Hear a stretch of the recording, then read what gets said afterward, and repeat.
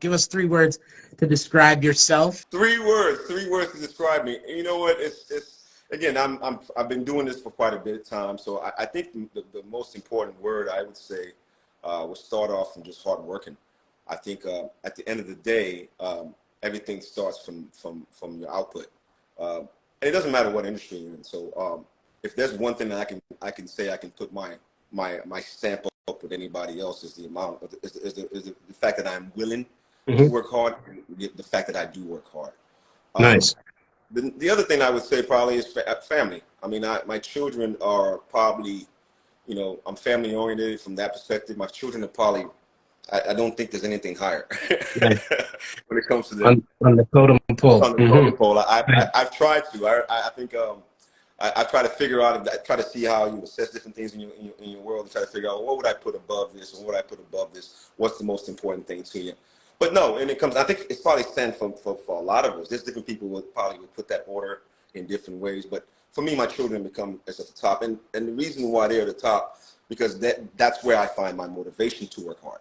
So if you have to put those two together, because when you see and you imagine, I mean, coming from a background like I came from, I was on my own from 14 years old.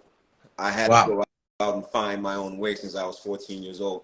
I have and in that turn, when it comes to when you're working hard, you had no choice but to, because the fact of the matter is, everything that you do is only one. There's only 2 outcomes. Either you're successful at it, and then you say, "Hey, give me all the glory. I did that," or you fail at it. Fail forward. Fail forward. And you fail at it, and most people take that as a different thing, but actually that is actually a way for you to learn. It's a learning process. Failure is necessarily not it's not the fact that you haven't accomplished something. It's a delayed reaction to an eventual positive for you. So it depends a positive outcome. So it depends on how you look at it. So yes, that would be another word, would be definitely a family oriented. And the last one would be, I'm passionate about my work. The fact is, when I say my work, it's not necessarily defined in the states of mortgages or real estate. That's just what we do. I mean, we do that as income, as our profession. But the work part of it is more about what you give to your clients and what you mean to your clients. You will, I'm sure you will attest to this. I was having a meeting today at my office earlier with some lawyers that were looking for business, like most people are in today's world. 100%. And one of the things that we were talking about is that what I said was that one of the hardest conversations that I'm having to have today is really conversations with clients, with people that you have known now, if they're in your database for years, over time, and they see you, they've seen you, you've known them for me, in my case, 10 years, 15 years.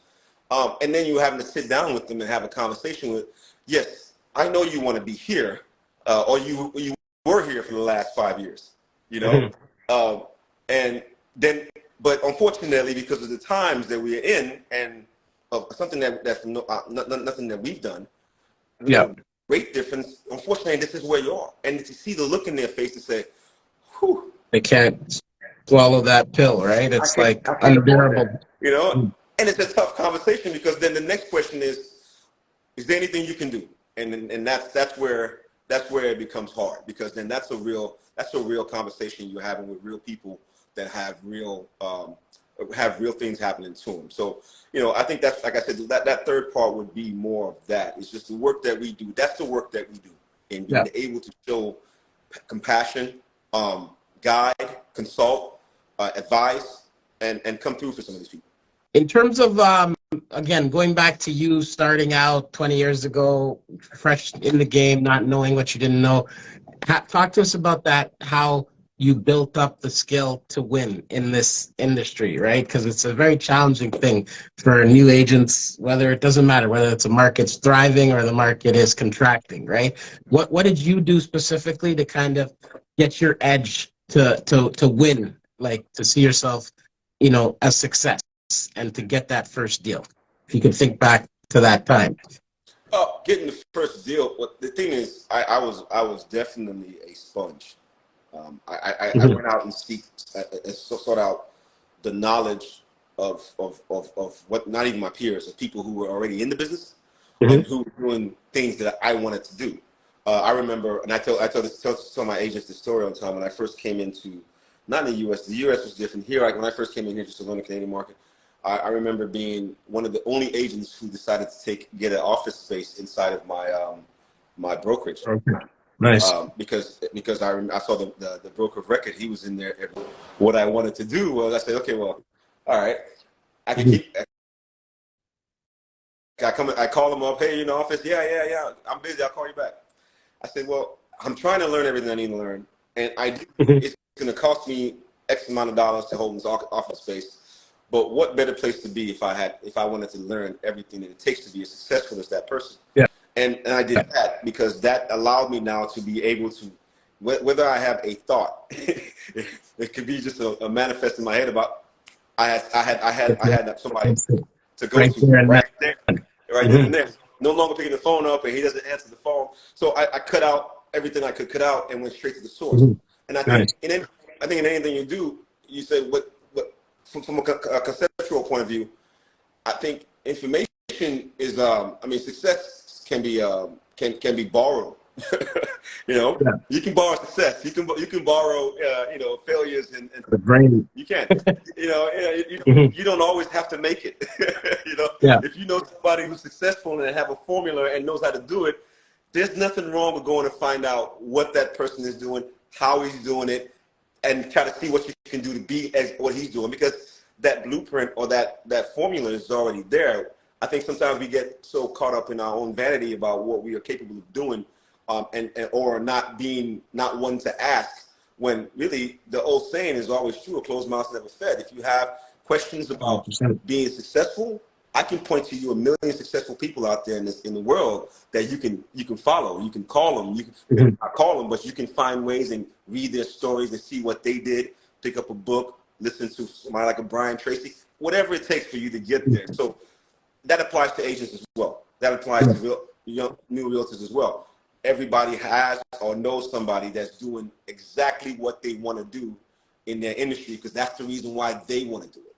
So follow it. The reason I ask these questions is because I always like to know if it's like an internal thing that you're built with, or if it's something that you go external to seek to then rise to that occasion, right? Because there's people that have, good intentions, they want to win, but then they're unable to get that going, right? And, this is why we do this show every week, to kind of highlight people that are doing successful things, but again, started from humble beginnings and were able to push themselves to win, right? Because is it an internal thing, external? And how can we show others that they have what it takes to win internal and from external sources, right? So, well, look at you also a shining example as well.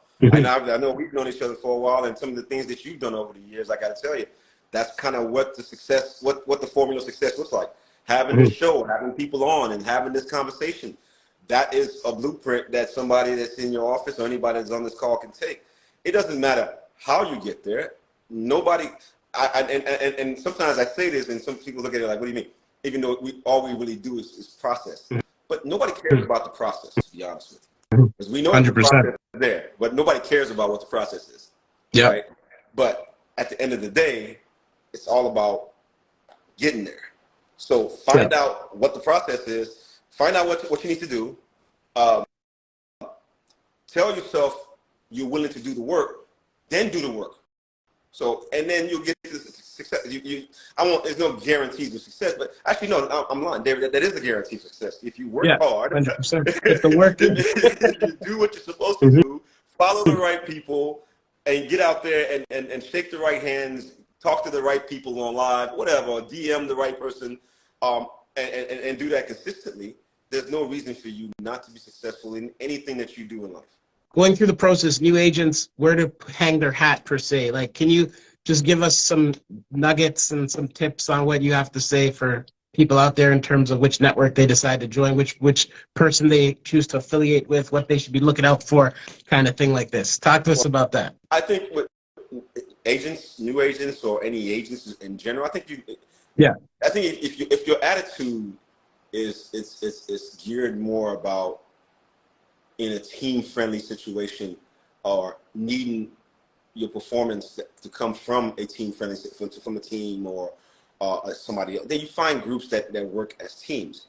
But what I try to do, even now, and I think it's almost a pivot point for me in my brokerage, is looking at what I some of the people I work with, I've been working with for years. You know, I mean, I'm talking years, and I find some comfort in that because most of these guys, they are also not just agents; they are business owners. They own their business.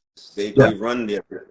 100%. My job as a broker of record and is literally to provide support, but you know, and to give you what I feel I do use in my business that may help you in your business, right? Absolutely. So when I think what agents need to do is when they're looking for a brokerage, a brokerage is there to give you a place to hang your license, to make sure they have all the tools you need to run your business. But the type of brokerage or the individual or who's running the brokerage is not going to be a situation that's going to help you build and go out there and run that business.